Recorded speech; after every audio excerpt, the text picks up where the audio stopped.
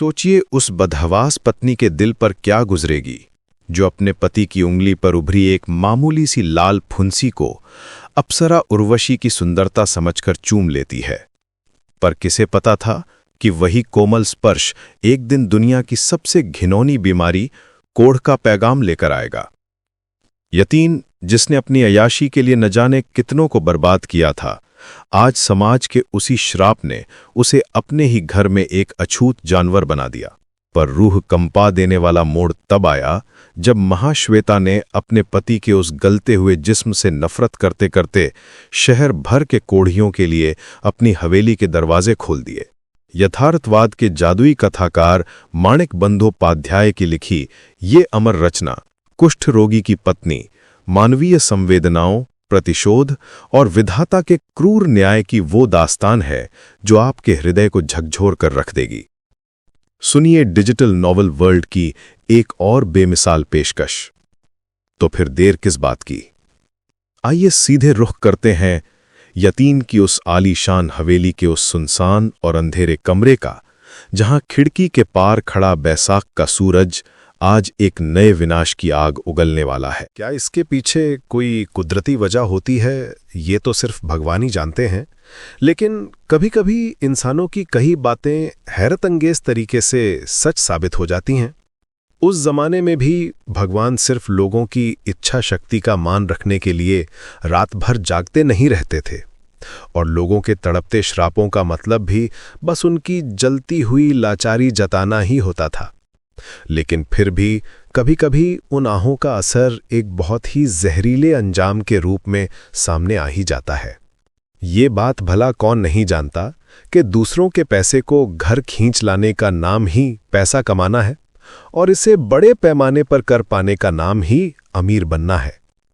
उस दौर में सड़क किनारे कूड़े के नीचे छिपे हुए पैसे को छोड़ दिया जाए तो दुनिया में किसी बेसहारा औरत की तरह बिना मालिक वाला कोई और पैसा नहीं होता था। पैसा कमाने के तरीके बिल्कुल तयशुदा हैं। या तो माथे का पसीना बहाओ या दिमाग की चालाकी दिखाओ। अगर तुम दुनिया में सीधे साधे इंसान की तरह जीना चाहते हो तो माथे से पसीने की 500 बूंदें बहाकर एक सिक्का कमा लो, लोग तुम्हारी पीठ थपथपाकर आशीर्वाद देंगे।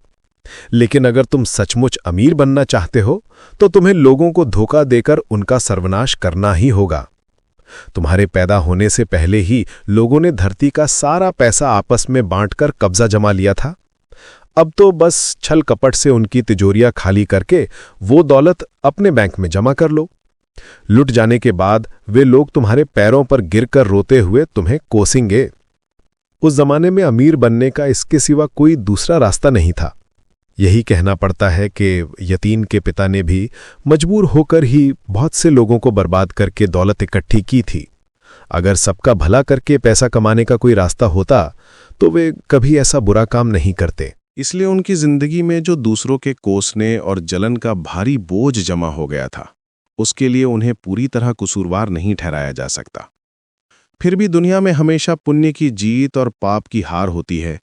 इसी बात को साबित करने के लिए एक भयानक वाकया घट गया। यतीन को अपने पिता की सारी दौलत मिल गई थी, लेकिन इससे पहले कि वो उसका सुख भोग पाता, महज 28 साल की उम्र में यतीन के हाथों में कोढ़ की भयानक बीमारी ने अपना असर दिखा दिया। लोगों ने गुस्से में जो श्राप दिया था वो बिल्कुल सच साबित हो गया। उसे पूरी तरह से कोढ़ की वो खौफनाक बीमारी लग गई थी। एक दिन महाश्वेता ने बड़ी हैरानी से अपने पति से पूछा कि तुम्हारी इस उंगली में अचानक क्या हो गया है। यतीन ने लापरवाही से जवाब दिया कि मुझे खुद नहीं पता, शायद कोई फुंसी निकल आई है। महाश्वेता ने उस उंगली को उलट पलट कर देखा और कहा कि यह फुंसी नहीं है, इसके चारों तरफ की चमड़ी लाल हो गई है। यतीन ने बुझे हुए स्वर में कहा कि श्वेता, मुझे ये उंगली कुछ सुन्न सी लग रही है। महाश्वेता ने प्यार से पूछा कि क्या मैं इस पर थोड़ा सा टिंक्चर आयोडीन लगा दूं, या फिर मैं इस पे एक चुंबन दे दूं जिससे ये एक ही बार में ठीक हो जाए। महाश्वेता ने उस उंगली को चूमा और मुस्कुरा पड़ी। उसने लाड़ से कहा कि ये किसी मर्द की उंगली तो बिल्कुल नहीं लगती, मानो तुमने इसे स्वर्ग की किसी अप्सरा उर्वशी या मेनका से उधार लिया हो। हे भगवान, क्या किसी इंसान की उंगली का रंग इतना सुर्ख लाल भी हो सकता है? लग रहा है मानो इसके अंदर से खून फटने ही वाला हो। यतीन का जो हाथ उस उंगली से जुड़ा था, महाश्वेता ने प्यार से उस हाथ को अपने गले में लपेट लिया। जिंदगी में जो मीठी बात उसने न जाने कितनी बार कही थी, आज वही बात उसने एक बार फिर दोहरा दी। कभी यतीन ने महाश्वेता से कहा था कि क्या तुम्हें मालूम है कि ये तुम्हारी कितनी बड़ी नाइंसाफी है। तुम्हारी यही बेपनाह खूबसूरती तो मुझे हर वक्त उलझन में डाले रखती है। मुझे खुद समझ नहीं आता कि मैं तुम्हारे वजूद से प्यार करता हूं या सिर्फ तुम्हारी इस हसीन सूरत से प्यार करता हूं। महाश्वेता ने मीठी शिकायत करते हुए जवाब दिया था कि क्या ये सिर्फ इतनी सी बात है? अगर बात सिर्फ इतनी होती तो मुझे फिक्र ही किस बात की थी? तुम दिन रात किस तरह की उलझनों और ख्यालों में डूबे रहते हो? अगर मेरी जगह तुम होते तो तुम्हें इस बात का गहरा एहसास हो जाता। मैं तो बस जलन के मारे अंदर ही अंदर घुटकर मरती रहती हूं। उस मीठी नोक झोंक के बाद कुछ और दिनों तक इस बीमारी का कुछ भी पता नहीं चल पाया। सिर्फ उस एक उंगली की बात नहीं थी। जब कुछ दिन बाद यतीन के हाथों पर 2-3 जगह तांबे के पुराने सिक्कों जैसे गोल और भूरे दाग उभर आए, तब भी किसी को उस भयानक सच का अंदाजा नहीं हुआ। उन दिनों महाश्वेता को बस यही लगता था कि शायद यतीन की सेहत कुछ ठीक नहीं चल रही है और खून की किसी खराबी की वजह से उसके बदन का रंग इतना फीका और बेजान सा पड़ने लगा है। उसने सोचा कि यतीन को खून साफ करने वाली कोई अच्छी दवा या टॉनिक पीना चाहिए। उसने बड़े प्यार से यतीन को समझाया कि तुम कोई अच्छी सी दवा क्यों नहीं पीते। यतीन ने लापरवाही से पूछा कि भला दवा पीने से क्या होगा। महाश्वेता ने जिद करते हुए कहा कि एक बार पीकर तो देखो, शायद इससे तुम्हारी सेहत थोड़ी सुधर जाए। अपनी पत्नी के कहने पर यतीन ने वो दवा तो पी ली, लेकिन उस भयानक कोढ़ का इलाज भला किसी मामूली टॉनिक से कैसे हो सकता था। धीरे धीरे उसके हाथों की कुछ और उंगलियों पर भी वे खौफनाक लाल फुंसियां उभरने लगीं। उसके पूरे बदन की चमड़ी और भी ज्यादा खुरदुरी और बेजान सी नजर आने लगी थी। उसकी आंखों के नीचे और होठों के आसपास का हिस्सा किसी मरे हुए सड़े गोश्त की तरह सूजकर फूलने लगा था। उस दौर की वो खौफनाक बीमारी अपना रंग दिखा रही थी और उसके बदन में किसी भी छुअन को महसूस करने की ताकत बहुत कमजोर पड़ चुकी थी। यहां तक कि अगर कोई उसे जोर से चिकोटी भी काटता तो उसे रत्ती भर भी दर्द का एहसास नहीं होता था। दिन रात एक अजीब सी सुन्न और बीमार कर देने वाली बेचैनी उसे हर वक्त उदास और चिड़चिड़ा बनाए रखती थी। और फिर सबसे डरावनी बात तो ये हुई कि सबसे पहले जिस उंगली की उस छोटी सी फुंसी को महाश्वेता ने चूमकर उस पर दवा लगाई थी, उसी उंगली में सबसे पहले सड़न पैदा होनी शुरू हो गई। उस जमाने में 16 रुपए की भारी फीस लेने वाले डॉक्टर के पास जब वे लोग गए, जो कि आज की करीब 2-3 हजार रुपयों के बराबर थी, तो उसने बहुत झिझकते हुए कहा कि मुझे ये बताते हुए बहुत संकोच हो रहा है, लेकिन आपको कोढ़ हो गया है। फिर वे लोग शहर के एक और बड़े डॉक्टर के पास गए, जिनकी 32 रुपए की फीस आज के लगभग 5-6 हजार रुपयों के बराबर थी। उस डॉक्टर ने गंभीरता से कहा कि यह बीमारी बहुत ही बुरी किस्म की है, इसलिए इसे पूरी तरह ठीक होने में काफी लंबा वक्त लगेगा। यतीन ने कांपती हुई आवाज में पूछा कि क्या ये सचमुच पूरी तरह से ठीक हो जाएगा डॉक्टर बाबू? डॉक्टर ने उसे तसल्ली देते हुए कहा कि ये ठीक क्यों नहीं होगा, भला इसमें डरने वाली क्या बात है। जब इंसान को कोई बीमारी होती है तो वो ठीक भी तो होती है। लेकिन उस डॉक्टर ने ये बातें जिस अजीब लहजे में कही थीं और उसकी तसल्ली देने की वो झूठी कोशिश इतनी ज्यादा साफ दिखाई दे रही थी कि किसी को भी ये समझने में देर नहीं लगी कि यतीन की ये भयानक बीमारी अब ताउम्र कभी ठीक नहीं होने वाली है। आखिर में वे लोग शहर के सबसे बड़े माहिर डॉक्टर के पास पहुंचे, जो एक बार देखने के ही 100 रुपए की भारी भरकम फीस ऐंठते थे, जिसकी कीमत आज के जमाने में 15-20 हजार रुपयों से भी कहीं ज्यादा थी। उस बड़े डॉक्टर ने साफ साफ कह दिया कि अब इसे बस जितना हो सके किसी एक जगह तक रोक कर रखने के अलावा और कोई दूसरा रास्ता नहीं बचा है। अब इससे ज्यादा कुछ भी कर पाना बिल्कुल नामुमकिन है, और आप तो जानते ही हैं कि ये एक छूत की बीमारी है, इसलिए आपको बहुत संभल कर रहना होगा। डॉक्टर ने बहुत ही चुभने वाले अंदाज में आगे कहा कि अब मुझे आपको ये बताने की जरूरत तो नहीं होनी चाहिए कि अब आप दोनों का बाल बच्चे पैदा करना बिल्कुल नामुमकिन है। क्या आप मेरी बात समझ रहे हैं? क्या वे दोनों नहीं समझते थे? यतीन भी ये दर्द समझता था और महाश्वेता भी इस बात का मतलब बहुत अच्छी तरह से समझती थी, लेकिन काश ये भयानक सच और ये समझ उन्हें आज से ठीक 6 महीने पहले ही समझ में आ गई होती। डॉक्टर की वो बात सुनकर महाश्वेता को लगा मानो वो जीते जी ही मर गई हो। किसी बेकसूर इंसान की तरह एक बहुत ही भयानक और अनजानी मौत की तड़प सहकर वो मानो अभी अभी ही अंदर से टूटकर बिखर चुके थे। एक अजीब सी सुन्न कर देने वाली दहशत में डूबकर उसने बुदबुदाते हुए कहा कि क्या सचमुच तुम्हें कोढ़ हो गया है? हे भगवान, कोढ़? यतीन अभी मरा नहीं था, लेकिन वो पल पल घुटकर मर जरूर रहा था।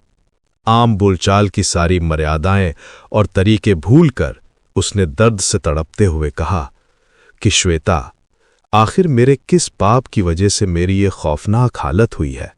महाश्वेता ने रोते हुए कहा कि इसमें तुम्हारा क्या पाप होगा? ये तो जरूर मेरा ही कोई बहुत बड़ा पाप रहा होगा। उस जमाने में अपने ही घर के अंदर अपने सगे रिश्तेदारों और परिवार वालों के बीच यतीम किसी अछूत की तरह बनकर रह गया था। अगर वो चाहता तो पूरे घर में कहीं भी बेरोक टोक घूम सकता था, और सच पूछो तो उसे रोकने की हिम्मत भी किसी में नहीं थी। लेकिन उसने खुद ही सबसे छिपकर रहने का फैसला कर लिया था। उसने हवेली के एक हिस्से को बाकी घर से बिल्कुल अलग कर लिया और खुद को उसी कोने में कैदी की तरह उम्र भर के लिए निर्वासित कर दिया। महाश्वेता को छोड़कर घर के किसी भी दूसरे इंसान को उस तरफ जाने की इजाजत नहीं थी। उन दिनों जो भी यार दोस्त उससे मिलने आते, वे बाहर से ही खाली हाथ लौट जाते थे। सामने बैठकर मीठी हमदर्दी जताने की रिश्तेदारों की सारी कोशिशें पूरी तरह से नाकाम हो गई थी। यतीन अपने उस गलते और सड़ते हुए जिस्म को किसी की भी नजरों के सामने लाने के लिए बिल्कुल तैयार नहीं था। उसने अपने कमरे में एक रेडियो लगवा लिया और पढ़ने के लिए किताबों का एक बहुत बड़ा अंबार लगा लिया। उसने वहां एक टेलीफोन भी रखवा लिया था, ताकि घर के दूसरे हिस्सों और बाहर की दुनिया के साथ एक दबी हुई और धुंधली सी आवाज का रिश्ता कायम रख सके। उस खौफनाक बीमारी ने उसके जीने के तौर तरीकों में इतने बड़े और अचानक बदलाव ला दिए थे जिनकी कोई हद ही नहीं बची थी। उसने दुनिया के सारे इंसानों से नाता तोड़ लिया था, लेकिन वो अपनी पत्नी महाश्वेता को खुद से दूर नहीं कर पाया। ये कहना बहुत मुश्किल है कि अपने सबसे करीबी रिश्तेदारों की नज़रों से भी बचकर जिंदा रहने की वो लोहे जैसी दिमागी ताकत उसने कहाँ से जुटाई थी। लेकिन महाश्वेता के मामले में वो किसी छोटे बच्चे की तरह बहुत ही कमज़ोर दिल वाला इंसान बनकर रह गया था। अपनी उस भयानक और छूत की बीमारी को सिर्फ अपने ही जिस्म के अंदर कैद रखने और मौत के बाद चिता की आग में उसे हमेशा के लिए राख कर देने की जो पक्की कसम उसने खाई थी, वो उसे हर हाल में निभा रहा था। लेकिन उसे देखकर ऐसा लगता था मानो उसने महाश्वेता को अपनी उस कसम से बिल्कुल बाहर रखा हुआ था। अपने सगे संबंधियों और बाकी सभी लोगों को इस बीमारी से बचाने की फिक्र में वो शायद महाश्वेता की जान के खतरे को पूरी तरह से भूल बैठा था। चूंकि उन दोनों ने आज तक अपनी पूरी जिंदगी हर दुख सुख में बांटकर जी थी, इसलिए अगर आज इस खौफनाक बीमारी का कुछ हिस्सा महाश्वेता को भी सहना पड़े तो मानो यतीन को उस बात से कोई एतराज नहीं था। वो अपनी पत्नी को हर पल अपने पास बुलाता रहता था और उसे हमेशा अपनी नज़रों के सामने ही रखना चाहता था। वो चाहता था कि महाश्वेता उसके पास बैठकर उससे मीठी मीठी बातें करे और उसे अच्छी किताबें पढ़कर सुनाए। अगर कमरे में रखे रेडियो पर कोई सुरीला गाना बज रहा होता तो महाश्वेता के साथ बैठे बिना अकेले उस गाने को सुनने में यतीन का जरा भी मन नहीं लगता था। टेलीफोन पर उससे जिससे भी बात करनी होती वो चाहता कि महाश्वेता ही वो नंबर खोजकर मिलाए और फिर वो चोंगा उसके हाथों में थमा दे। और अगर करने के लिए कोई भी काम ना हो तो वो बस उसके पास चुपचाप बैठी रहे ताकि यतीन जी भर कर उसे देखता रहे। महाश्वेता बिना किसी शिकायत के ये सारे काम करती रहती थी। वो एक बिना जान वाली मशीन की तरह बन गई थी जिसने यतीन की हर नई जिद और ख्याल के आगे पूरी तरह से घुटने टेक दिए थे। यतीन जो कुछ भी कहता था वो बिल्कुल खामोश रहकर उसकी हर बात मान लेती थी। वो कभी भी यतीन की किसी बात को काटने या बदलने की जरा भी कोशिश नहीं करती थी। उसे दिन रात अपने बीमार पति की हर बात मानते हुए देखकर कोई ये सोच भी नहीं सकता था कि उसे खुद भी नहाने धोने और खाना खाने की जरूरत होती है। उसे भी किसी सेहतमंद इंसान के साथ वक्त बिताने की जरूरत है और कुछ देर के लिए बिल्कुल अकेले रहकर अपने मन की सुनने की भी हाजत है। जब यतीन खुद ख्याल करके उसे थोड़ी मोहलत देता था तभी वो खाना खाने जाती थी। जब यतीन उसे याद दिलाता था तभी वो शाम के वक्त बागीचे में थोड़ी हवा खाने के लिए निकल पाती थी, वरना वो अपनी सुध-बुध पूरी तरह से भूलकर बिना थके बस यतीन की हर बदलती हुई इच्छा को पूरा करने में ही अपनी जान खपाती रहती थी। लेकिन इतना सब कुछ होने के बावजूद भी महाश्वेता अपनी तरफ से आगे बढ़कर कभी कुछ नया नहीं करती थी। यतीन की जरूरत और आराम के लिए जो कायदे कानून तय कर दिए गए थे वो बस इस बात पर पैनी नजर रखती थी कि वे सारी चीजें वक्त पर पूरी हो रही हैं या नहीं। लेकिन यतीन को उसके दुख में थोड़ी सी और खुशी देने के लिए या फिर उसकी सहूलियत को और ज्यादा बढ़ाने के लिए वो दिन रात के उन 24 घंटों में अपनी मर्जी से कोई भी नया तरीका नहीं खोज पाती थी। सच पूछो तो उन दोनों पति पत्नी का वो पुराना और खूबसूरत रिश्ता अब पूरी तरह से एक नया और अजीब रूप ले चुका था। उन दिनों उनकी जिंदगी में साथ साथ चलने की एक मीठी सी रफ्तार हुआ करती थी और जिंदगी के सफर में कदम से कदम मिलाकर चलने के बहुत सारे प्यारे रिवाज हुआ करते थे।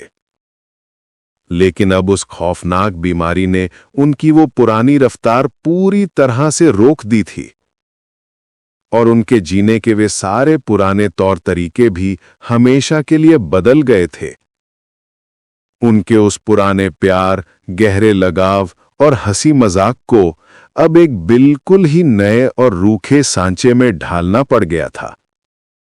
अपनी शादी के बस 4 साल बाद ही उन दोनों के सामने एक दूसरे के साथ एक बिल्कुल नया और अनजाना रिश्ता बनाने की भारी मजबूरी आ खड़ी हुई थी। उन दोनों के बीच की वे सारी पुरानी और मीठी समझदारी अब पूरी तरह से टूटकर बदल चुकी थी। बीमारी के शुरुआती दिनों में उन दोनों पर जो एक सुन्न कर देने वाला गहरा सदमा छाया हुआ था, उस सदमे के टूटने से पहले ही न जाने कितने अनचाहे बदलाव उनके बीच अपने आप ही आ गए थे। उन दोनों को तो इन सब बातों पर गौर करने की जरा भी मोहलत नहीं मिल पाई थी। घर में इलाज के उस भारी भरकम तामझाम को देखते हुए एक बीमार और एक सेहतमंद इंसान का बिस्तर हमेशा के लिए एक दूसरे से अलग कर दिया गया था।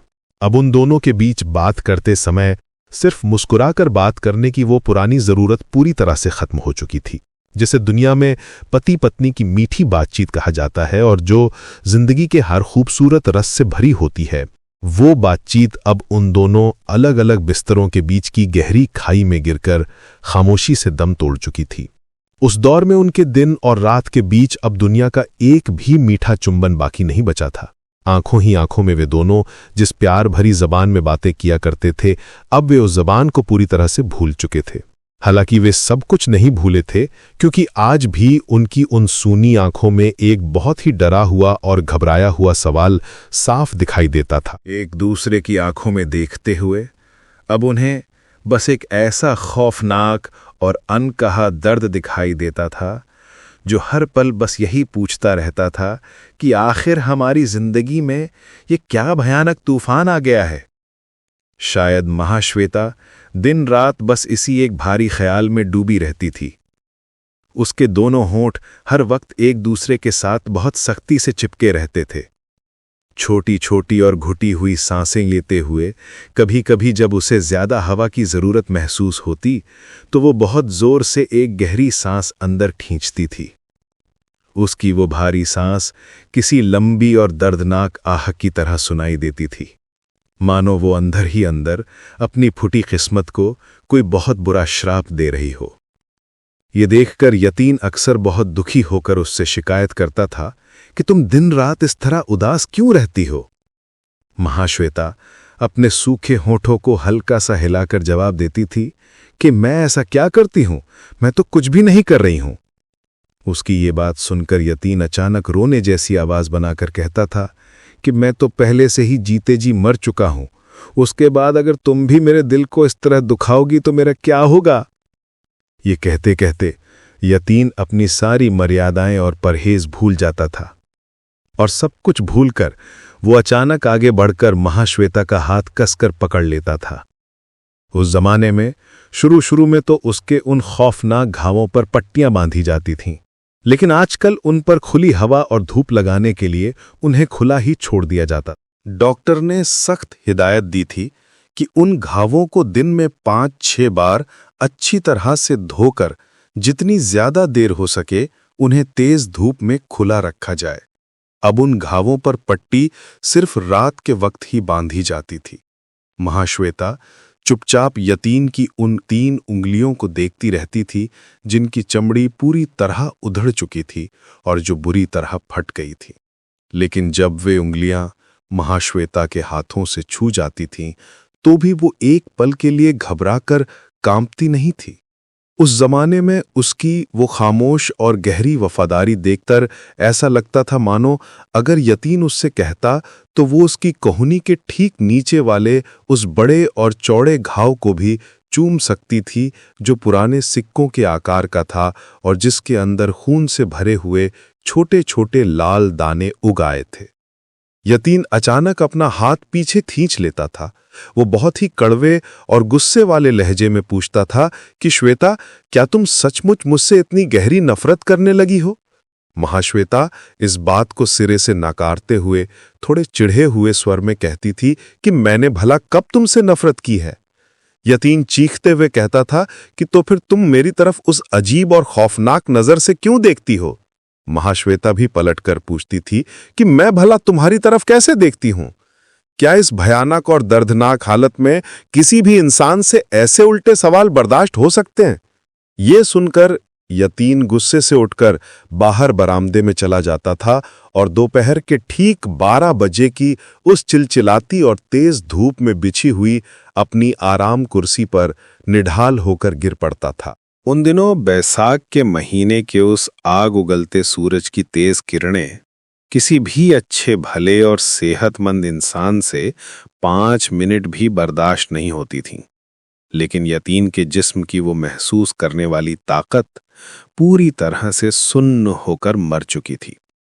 वो घंटों तक उस आग बरसाती धूप में खुद को फैलाए हुए पड़ा रहता था और जैसे जैसे धूप खिसकती थी वो अपनी आराम कुर्सी को भी उसी तरफ खिसका लेता था।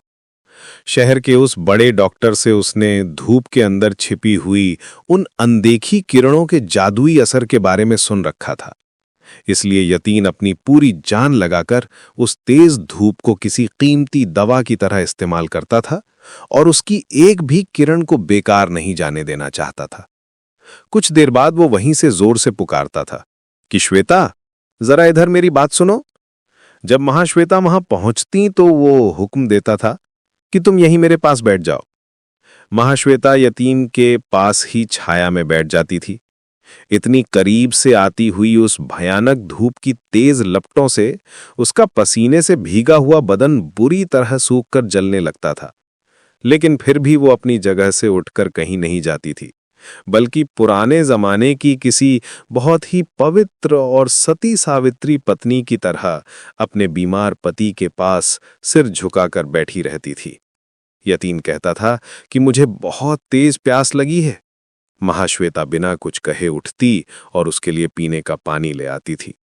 यतीम फिर कहता था कि मुझे अपने सिरहाने के लिए एक और तकिया चाहिए। महाश्वेता चुपचाप जाती और एक दूसरा तकिया भी लाकर उसके पास रख देती थी। यतीन उसे डांटते हुए कहता था कि क्या सिर्फ लाकर यहां फेंक देना ही काफी है? इसे मेरे सिर के नीचे लगाकर ठीक भी तो करो। महाश्वेता अपने कांपते हाथों से वो तकिया उसके सिर के नीचे अच्छी तरह से लगा देती थी। यतीन बहुत ही रूखी और चुभने वाली नजरों से उसे घूरते हुए पूछता था कि तुम हमेशा चुपचाप क्या सोचती रहती हो? महाश्वेता बस इतना ही जवाब देती थी कि भला मैं क्या सोचूंगी। और इसी तरह बैसाख की वो आग बरसाती और दम घोंटू दोपहर उसी भयानक सन्नाटे में जम जाती थी। आधी रात को जब अचानक महाश्वेता की नींद खुलती तो वो खौफ के मारे देखती कि यतीन अपने बिस्तर से उठकर उसके बिस्तर पर आ गया है। यह खौफनाक मंजर देखकर महाश्वेता तुरंत अपनी आंखें कसकर बंद कर लेती थी और फिर उस पूरी रात वो दोबारा अपनी आंखें नहीं खोल पाती थी। जब इस दुनिया में सब कुछ टूटने और बिखरने वाला ही है, तो फिर इंसान की उस नाजुक फितरत के टूट जाने में भला क्या हैरानी हो सकती है? इंसानों के साथ रहने वाले दूसरे इंसानों का स्वभाव भी तो वक्त के साथ बनता और बिगड़ता रहता है। अगर आज का कोई बड़ा राजा कल को भिखारी बन जाए तो इससे बस इतना ही समझा जा सकता है कि वो आदमी हमेशा से भिखारी नहीं था। इसके सिवा और कुछ नहीं समझा जा सकता। अपनी उस छोटी सी कैद में अपने ही जहरीले ख्यालों के साथ दिन रात घुटते हुए यतीम दिनों दिन किसी भयानक और खूंखार जानवर में बदलता जा रहा था। उसका वो सड़ा देने वाला खौफनाक रोग कम होने के बजाय और भी ज्यादा तेजी से बढ़ता ही चला गया और उसका वो खूबसूरत और प्यारा सा चेहरा पूरी तरह से बदसूरत और डरावना हो गया। बाहर की उस भद्दी और डरावनी सूरत ने उसके अंदर की रूह पर भी अपनी गहरी और काली छाप छोड़ दी थी। उस सुन्न पड़ चुकी महाश्वेता के लिए अब उसके साथ चंद घंटे बिताना भी मानो किसी नर्क से गुजरने जैसा नामुमकिन हो गया था। यतीन का मिजाज अब पूरी तरह से बिगड़कर बहुत ही खौफनाक हो चुका था। न जाने उसके दिमाग की नसों में खून के दौड़ने में क्या भारी खराबी आ गई थी कि उसकी दोनों आंखें उसके गुस्से की तरह ही दिन रात खून की तरह सुर्ख लाल रहने लगी थीं। उसके गले की आवाज भी बहुत ज्यादा दबी हुई और खुरदरी हो गई थी और उसके सिर के आधे से ज्यादा बाल उड़ चुके थे। उसकी नाक का रंग भी धीरे धीरे तांबे जैसा काला और भूरा होने लगा था। उसके चेहरे और पूरे बदन के उस गलते हुए गोश्त को देखकर ऐसा लगता था मानो वो बरसों का बासी गोश्त हो जो अंदर ही अंदर बुरी तरह सड़कर फूलने लगा है। उस जमाने में किसी कोने में फंसे हुए एक खूंखार और जंगली जानवर की तरह अपने उस भयानक और डरावने बर्ताव से उसने बेचारी महाश्वेता को हर पल के लिए एक गहरी दहशत और खौफ में बांध कर रख दिया था। यतीन अब ये बात बहुत अच्छी तरह से समझ चुका था कि इंसानों की इस दुनिया में अब उसके लिए कोई जगह नहीं बची है। उस जमाने में लोगों से इज्जत, सम्मान और प्यार पाने की उसकी सारी उम्मीदें इस जन्म के लिए पूरी तरह से खत्म हो चुकी थीं।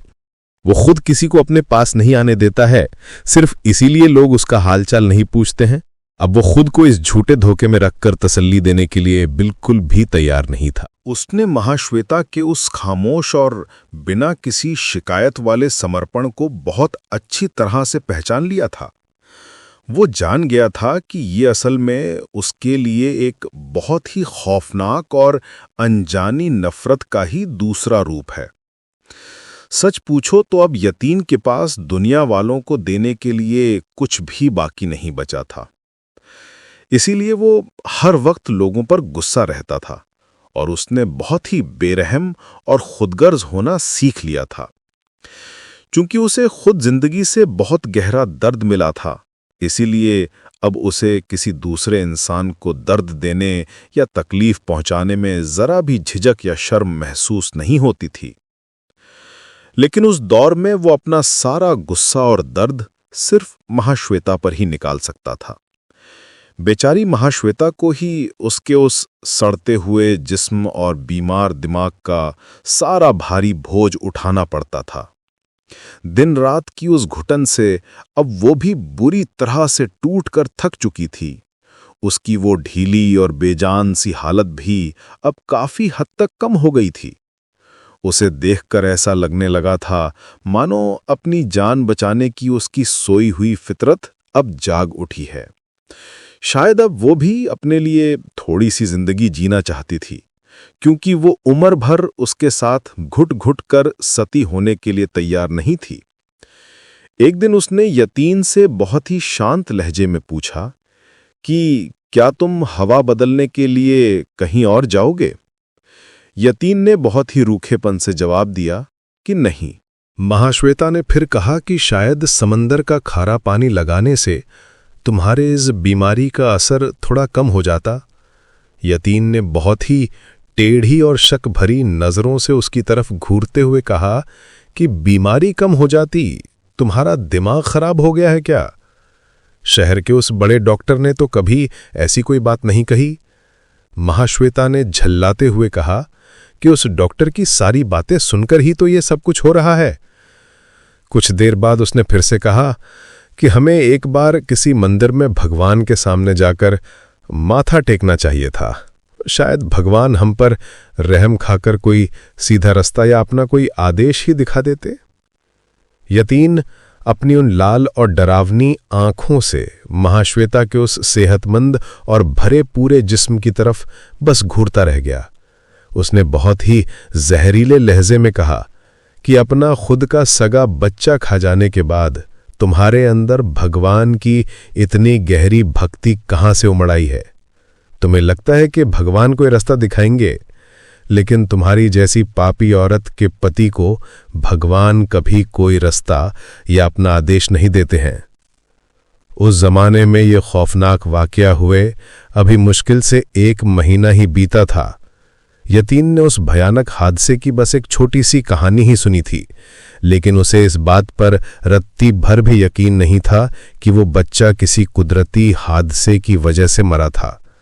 उसे महाश्वेता पर बहुत गहरा शक था और मन ही मन उस शक को पक्का करते हुए उसने खुद को पूरी तरह से यकीन दिला दिया था।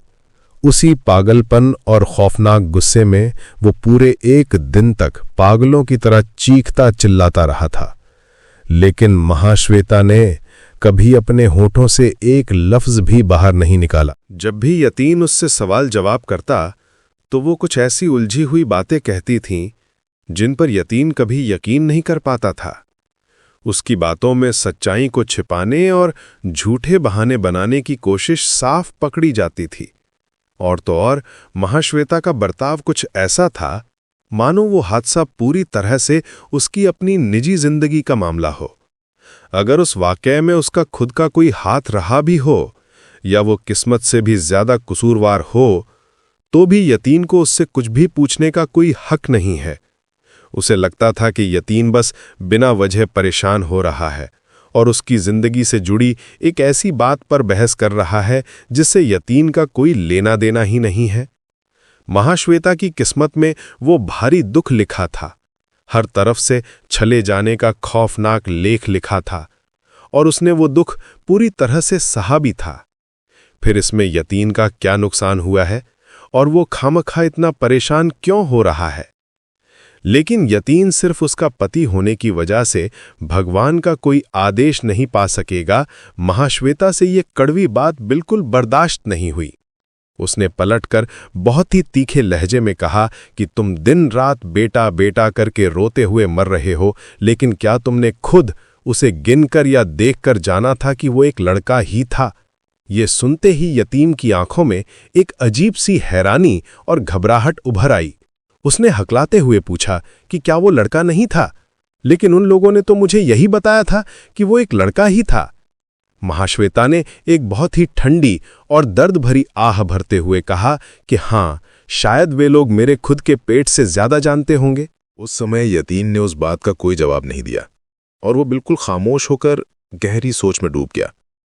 अगले दिन दोपहर के वक्त जब आसमान में घने बादल छा गए और उन्होंने यतीन के हिस्से की वो जरूरी धूप छीन ली, तो उसने महाश्वेता को अपने बहुत करीब बुलाया।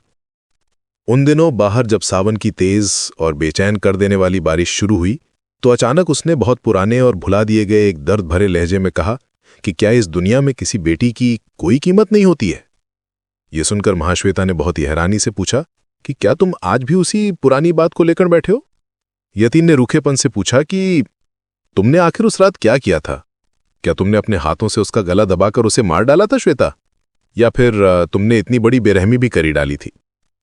महाश्वेता ने बहुत ही थके हुए स्वर में कहा कि मैं तुम्हारी इन उलझुल बातों का भला और कितना जवाब दूं? जिस बात का तुम्हें कोई इल्म नहीं है, तुम बस उसी को लेकर दिन रात बकबक करते रहते हो। अगर वो जिंदा बच भी जाती तो उसे जिंदगी भर कितना भारी दुख उठाना पड़ता। बस यही सोचकर मैंने अपने जलते हुए दिल को ठंडा कर लिया है। तो क्या तुम ऐसा नहीं कर सकते? जरा देखो तो बाहर कितनी तेज बारिश उतर आई है। मैं थोड़ा बाहर का नजारा देखती हूं। ये कहकर महाश्वेता अपनी जगह से उठी और कमरे की खिड़की के पास जाकर खड़ी हो गई। बाहर लगातार मूसलाधार बारिश गिर रही थी और कमरे के अंदर यतीन बिना रुके उसे भद्दी गालियां दे रहा था। महाश्वेता अपनी आंखों से उस गिरते हुए सावन को देख रही थी और कानों से अपने बीमार पति की कड़वी बातें सुन रही थी। जब यतीन चीखते हुए ये कहने लगा कि जो औरत इतना भयानक काम कर सकती है, वो जिंदगी में कोई भी दूसरा गुनाह कर सकती है, और अगर साक्षात भगवान भी आकर उसे समझाएं तो भी वो इस बात पर यकीन नहीं करेगा, तब ये सुनकर महाश्वेता के होठों पर एक बहुत ही हल्की और दर्द भरी मुस्कान उभर आई। उस खौफनाक बीमारी के शुरुआती दिनों में उन दोनों के बीच एक बड़ी ही दर्दनाक बातचीत हुई थी। यतीन ने रोते हुए पूछा था कि श्वेता, न जाने मेरे किस पाप की वजह से मेरी ये भयानक हालत हुई है। तब महाश्वेता ने कहा था कि इसमें तुम्हारा क्या पाप होगा, ये तो जरूर मेरी ही किस्मत का कोई भारी खोट रहा होगा। लेकिन आज वक्त का पहिया पूरी तरह से पलट चुका था और बातों का रुख बिल्कुल उल्टा हो गया था। आज यतीन अपनी पूरी जान लगाकर चीखते हुए कहता था कि तेरे ही पापों की वजह से मेरी ये खौफनाक दशा हुई है, और अपने ही बच्चे को खा जाने वाली राक्षसी, तू उस दिन खुद क्यों नहीं मर गई? या फिर अभी तक तेरे दिल के सारे अरमान पूरे नहीं हुए हैं? क्या इस हालत में भी कोई तुझे बहुत ज्यादा प्यार कर रहा है? उन दिनों महाश्वेता के चरित्र पर किया गया ये गंदा शक ही यतीम के हमले का सबसे बड़ा और तीखा हथियार बन गया था। सच पूछो तो महाश्वेता का वो उतरा हुआ चेहरा देखकर किसी भी इंसान को ये नहीं लगना चाहिए था कि वो अपनी जिंदगी में खुश है, लेकिन यतीम के देखने का नजरिया बिल्कुल ही अलग और बीमार हो चुका था। महाश्वेता के चेहरे की वो गहरी उदासी उसे किसी खूबसूरत सिंगार की तरह लगती थी। उसकी आंखों का वो सूनापन, जो आजकल थकान के मारे बिल्कुल बुझ चुका था, वो यतीम को किसी गहरी संतुष्टि और खुशी की तरह महसूस होता था। उस भयंकर बीमारी के बीच महाश्वेता का साफ सुथरा रहना भी यतीन की नज़रों में एक बहुत बड़ा और दिखावटी सजधज बन चुका था।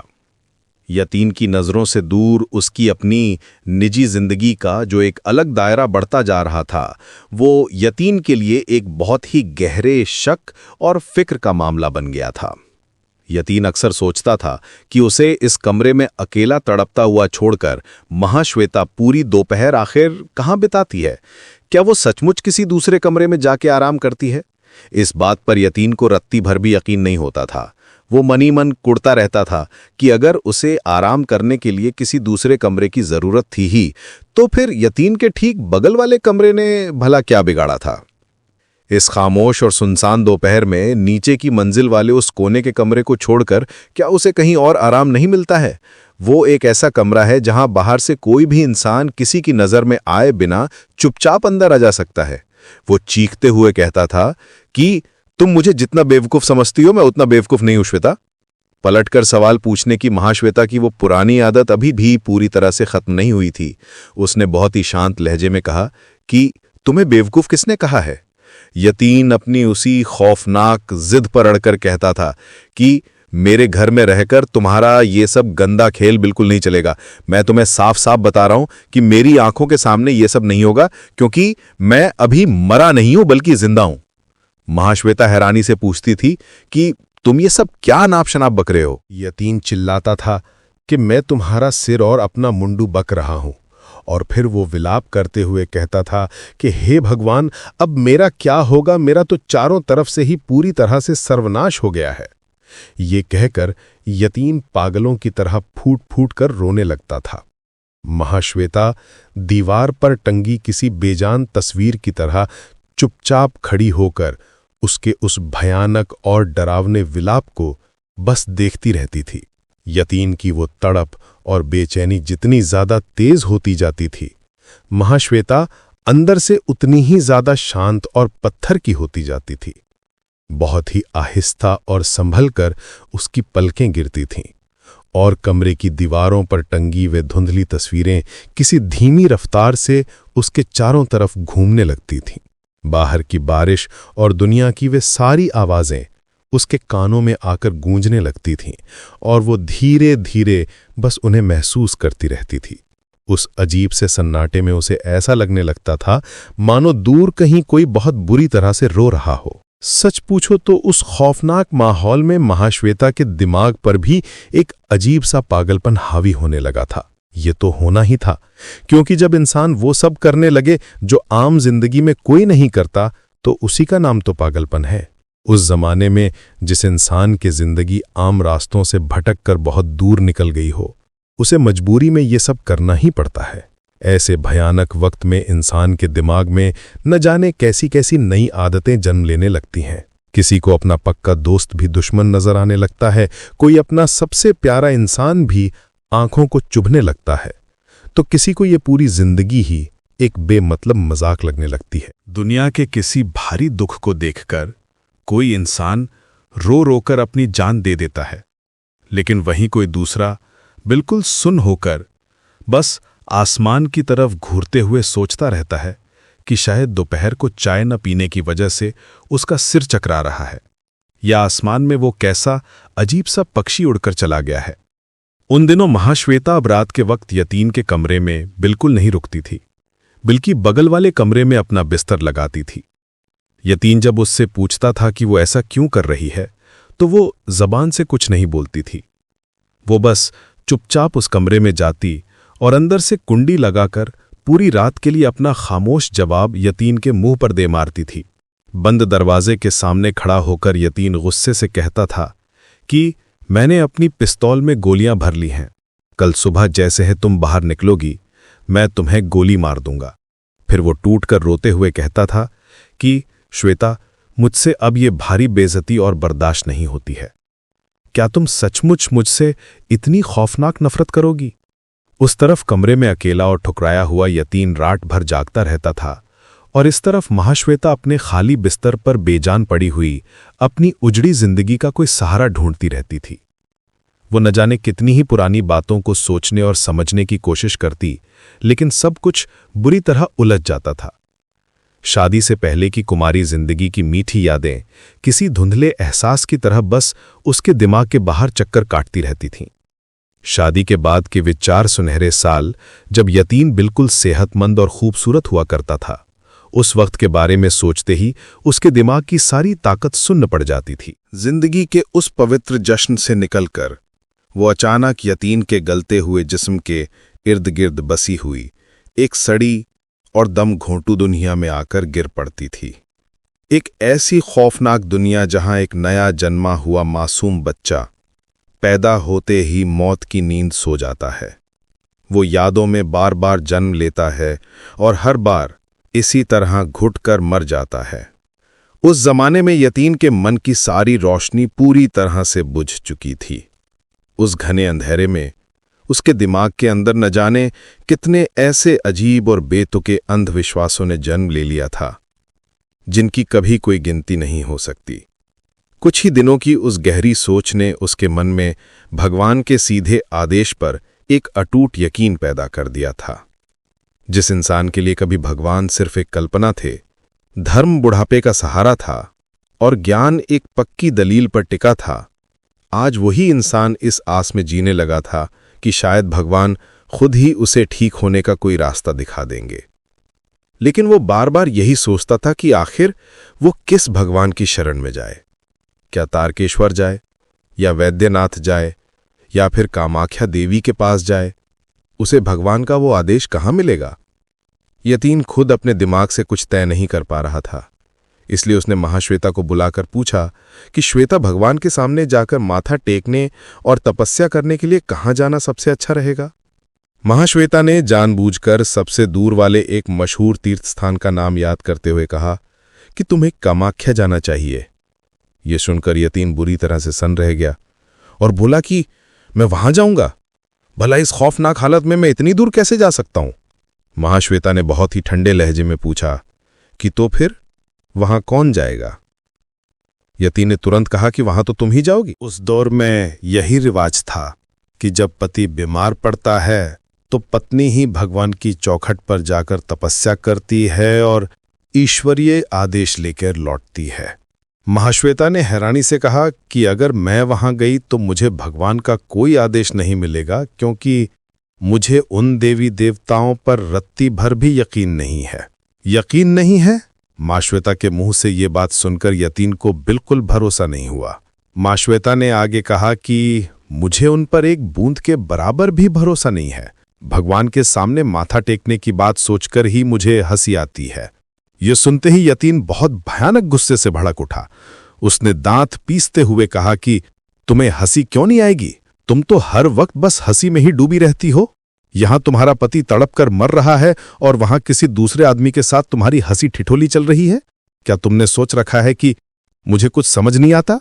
महाश्वेता ने तीखे लहजे में पूछा कि आखिर मेरी हंसी ठिठोली किसके साथ चल रही है?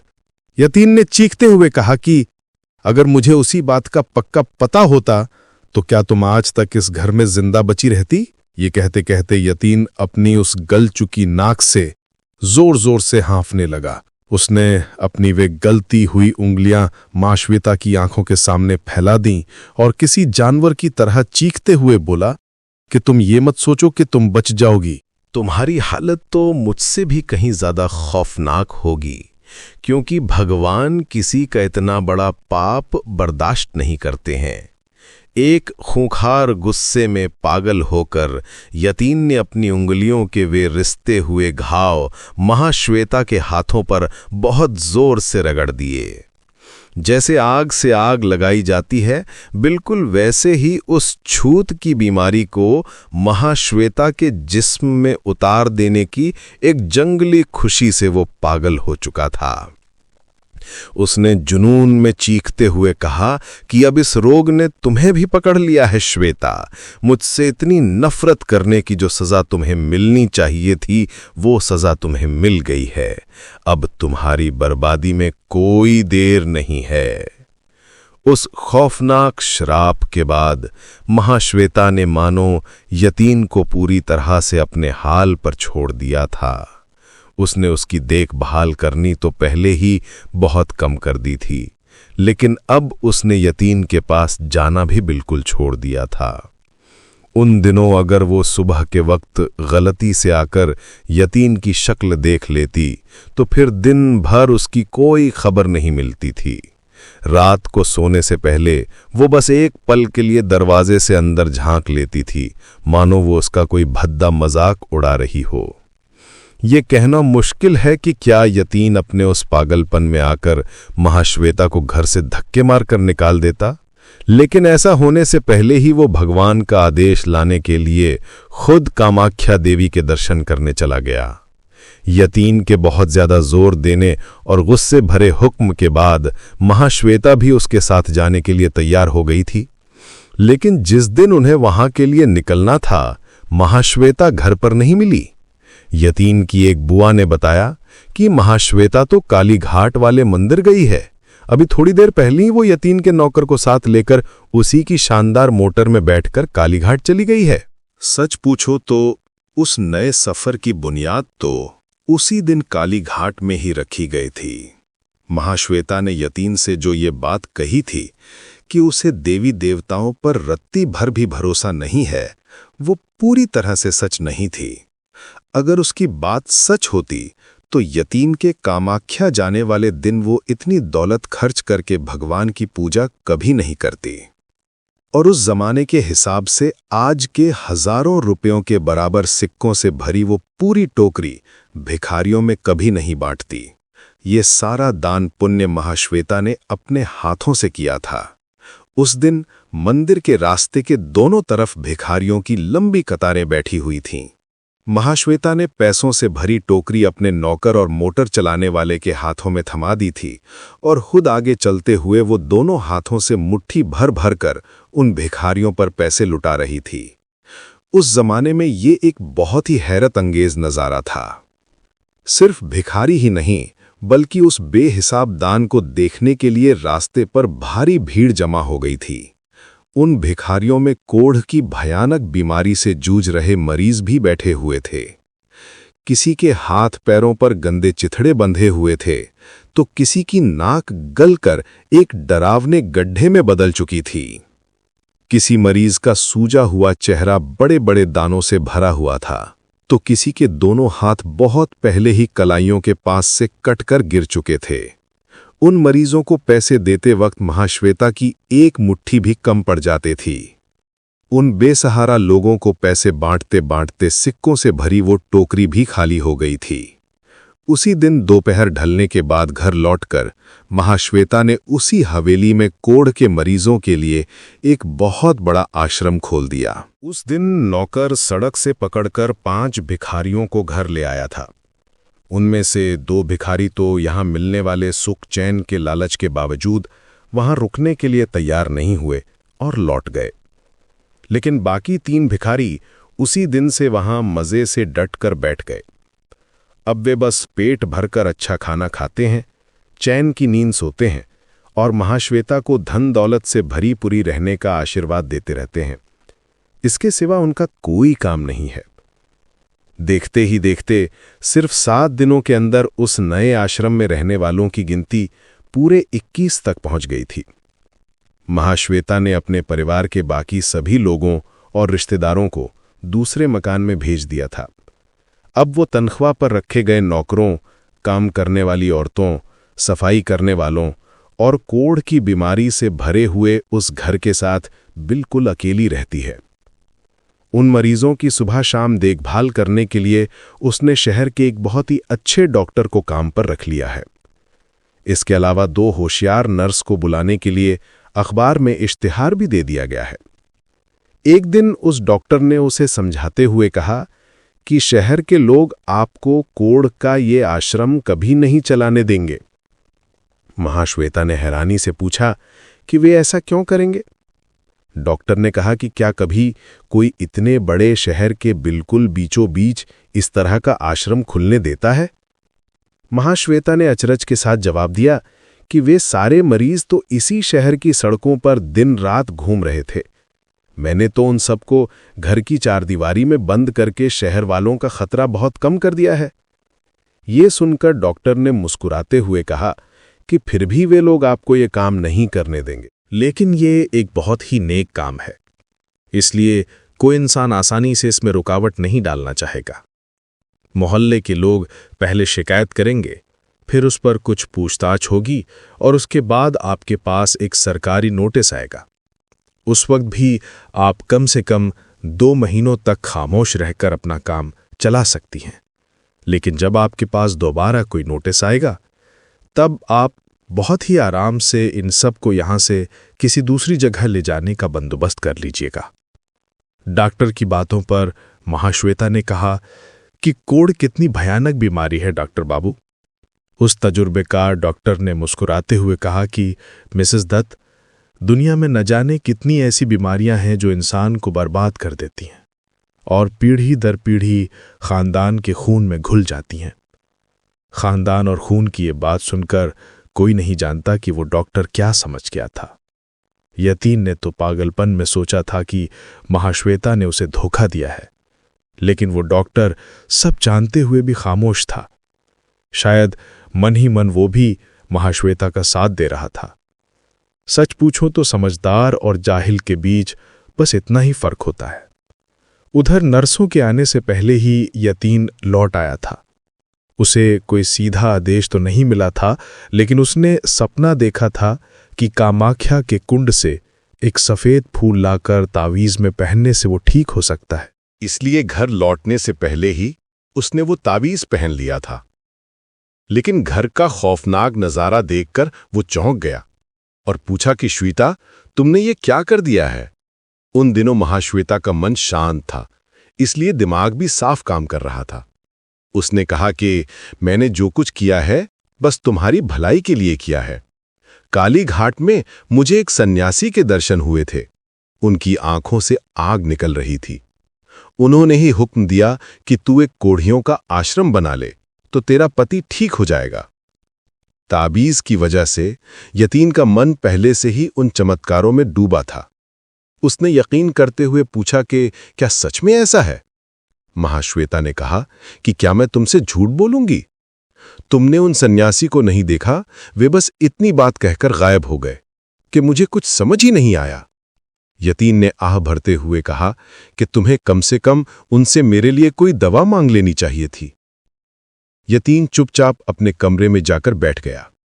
उस ताबीज और सन्यासी के भरोसे ने उसके खूंखार मिजाज को काफी नरम कर दिया था। लेकिन महाश्वेता अब उसके पास बिल्कुल नहीं फटकती थी और पहले की तरह ही दूर रहने लगी थी। अब तो वो अपने उस नए आश्रम की धुन में पागल हो चुकी थी। जब मरीजों की गिनती 25 तक पहुंच गई तो उसकी खुशी का ठिकाना ही नहीं रहा।